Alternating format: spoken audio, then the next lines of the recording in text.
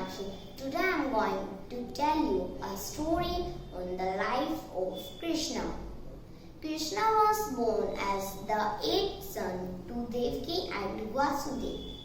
The night Krishna was born, a divine voice directed Vasudeva to take the newborn out of the prison and take him to his friend house in Gokul and exchange his son with his friend's daughter. Gokul was a small village on the bank of Yamuna. Most of the people of Gokul were cowherds. Nandgopal was the chief. Krishna was growing in the house of Yashoda. One day Yashoda left him playing inside the house and went into the kitchen. He looked around and walked into the ground. Yashoda came out. She saw Krishna was not inside the house. She said, "Krishna, where are you?"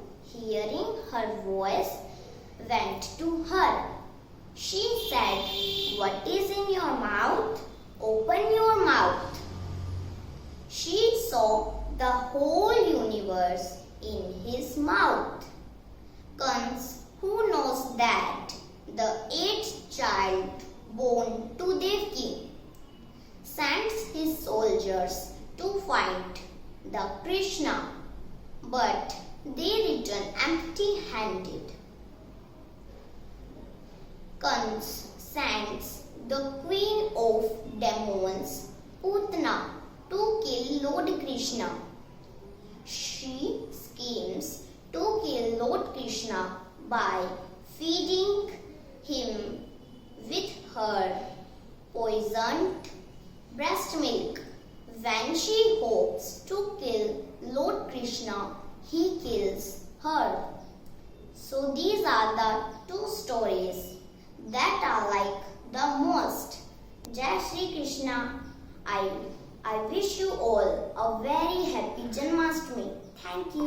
आज आप मैं सभी को कृष्ण फल विक्रेता के बारे में कहानी सुनाने जा रही हूँ। एक दिन कृष्ण बलराम अपने दूसरे साथियों के साथ खेल रहे थे। तब उन्होंने गली में से एक औरत के चिल्लाने की आवाज सुनी।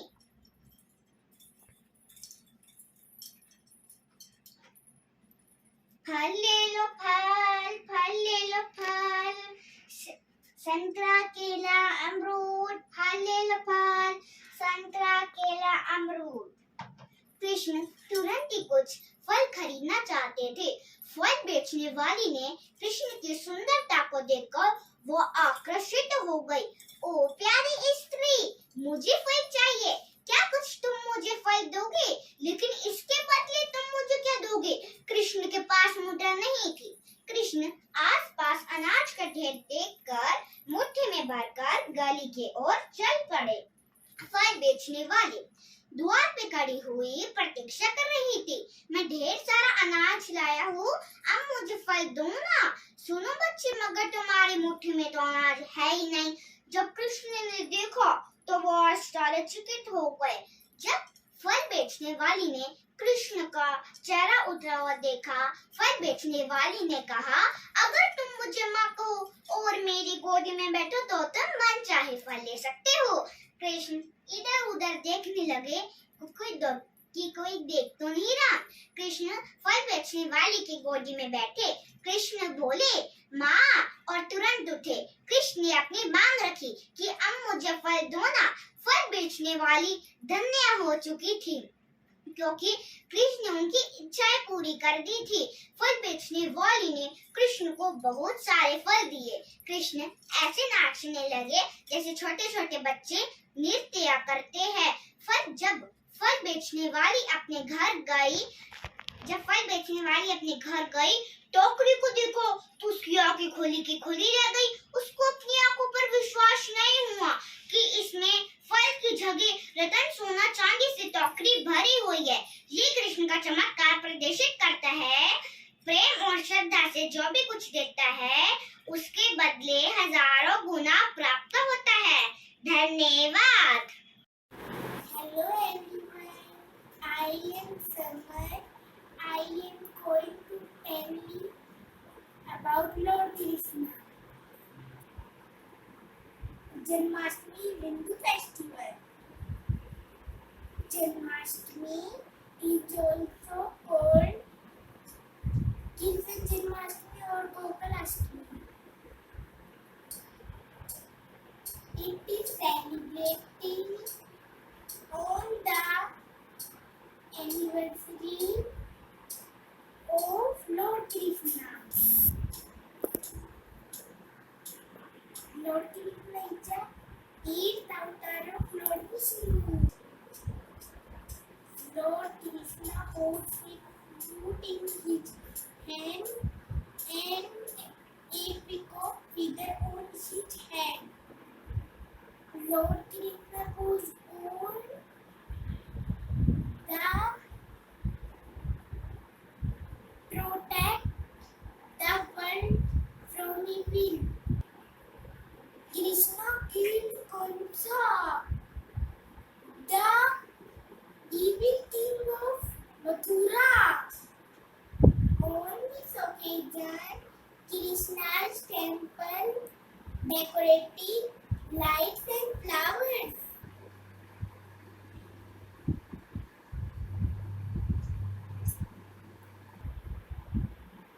People celebrate this festival lots of joy and happiness.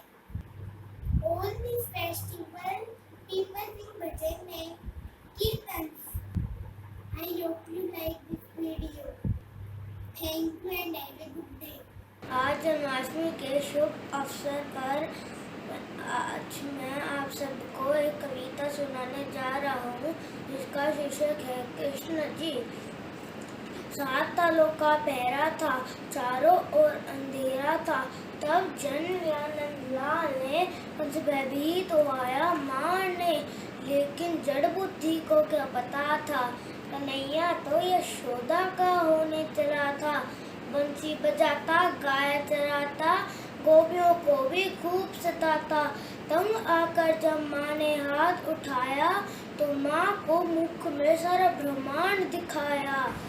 ये कहानी राजा कंस से संबंधित है। लंबे समय पहले राजा कंस मथुरा का राजा था।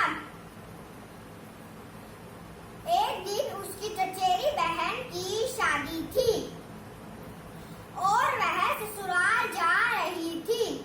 एक चेतावनी राजा कंस को मिली कि जिस बहन से वो बहुत प्यार करता है उसकी 8वां पुत्र उसकी मृत्यु का कारण बनेगा। जैसे ही राजा कंस को चेतावनी मिली, राजा कंस ने अपनी बहन देवकी और उसके पति वासुदेव को कारागार में डालने का आदेश दे दिया। उसने अपनी बहन के 7 पुत्रों को एक एक करके मार दिया। बाद में द्वापर युग मध्य रात्रि में श्रावण के महीने में अष्टमी को देवकी ने अपने 8वें पुत्र को जन्म दिया। उस दिन से उसको कृष्ण जन्माष्टमी के नाम से त्योहार को मनाने लगे। आप सब तो जानते ही हैं, कृष्ण जी को माखन खाना पसंद है, इसलिए उनकी माँ यशोदा और सारे गांव वाले उनकी चोरी से परेशान हो गए थे।